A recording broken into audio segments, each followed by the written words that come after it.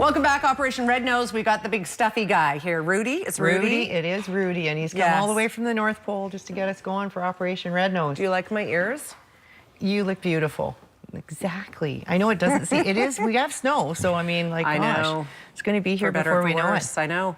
You guys are in the middle of your volunteer drive right now. I know that Operation Red Nose requires a ton of volunteers to be successful. Absolutely. I mean, it's basically, you know, the more volunteers we have, the more people we can drive home safely with their vehicles, and it's our 21st campaign this year. Is it really? I know. This is 21 years. 21 years.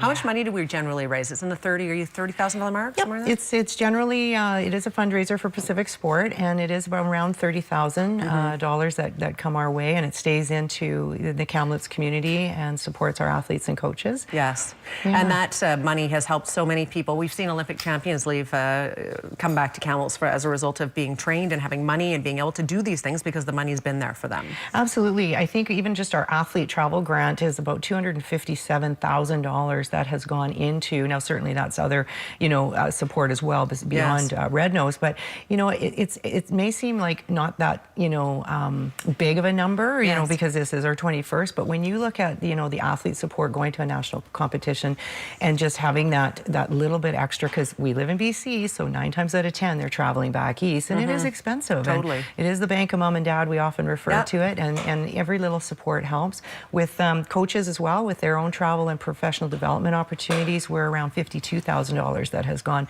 to support those coaches too as well. Cheaper to fly to Mexico than it is to some parts of our own country. Exactly. So let's talk about the first thing that you wanted to discuss. I can't remember what it was called. In terms of volunteers? Yeah, Okay, so basically, the volunteers, one of the things that's a little bit different this year is just in terms of our police criminal record checks.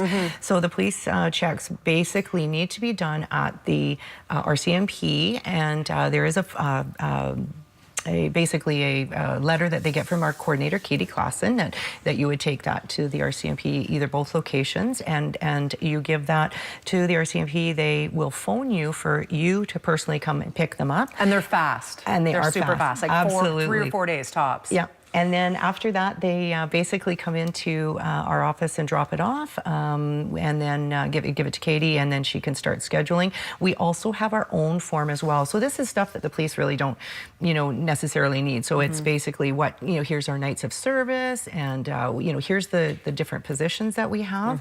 And we often say it's really fun sometimes for people who are thinking about maybe volunteering is maybe get, a team of 3 together. So somebody's a designated driver, somebody's a navigator, which acts as like the team secretary, and then somebody is the escort driver, which drives their own vehicle, and they do get gas reimbursement as well for that. And then that team of 3 really is the teams that are out to get us, Susan, home safely. That's right.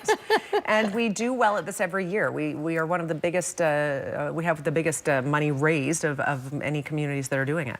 Absolutely. Which is great. Yeah, and even last year with our 20th campaign, we did this big Prohibition kind of Roaring 20s theme, Right. And, we have 6 volunteers that have been every single year with us. That's awesome. Without missing a year. That's awesome. Like, that's crazy. It's just wonderful to see that. So, Does Rudy show up at all for the drives, or no? Yeah, not so much? Rudy is really out and about. He has a curfew though, because he can't really go out too late at night. But understandably, but he does come down, and we do promotional things. We'll be at a lot of the events throughout the city as well. Just sort of, just so people like the Santa Claus parade, we're always there too as well for the kids. The kids love to see him, and it's fun for him too.